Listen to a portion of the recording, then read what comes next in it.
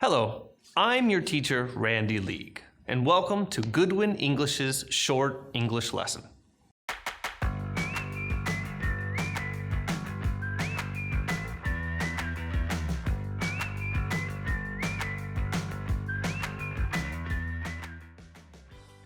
Now we're going to take a look at the phrase, "What's that smell?"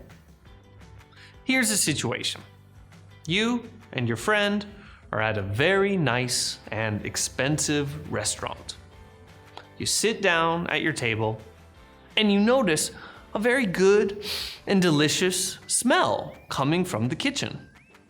The waiter comes over and you look at the waiter and you ask the waiter, "What's that smell?"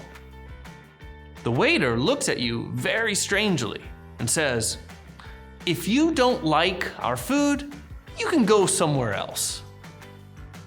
Why is that waiter so angry? The phrase, "What's that smell?" This is often used to describe a bad smell, like a fire or a toilet or any other bad fragrance.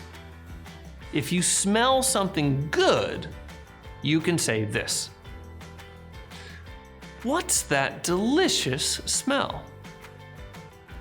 This way, you are telling the person, in our situation, the waiter, that you think the smell is great and you want to know what it is. The waiter was angry because he thought that you were saying something bad about the food and the smell from the kitchen. Here are some other phrases that you can use. Something smells good. That smells great. What are you making?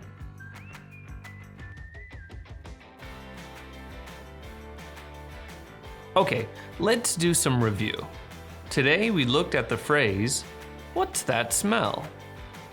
Many people think that this is a good way to say something smells good. But usually this is used to talk about a bad smell.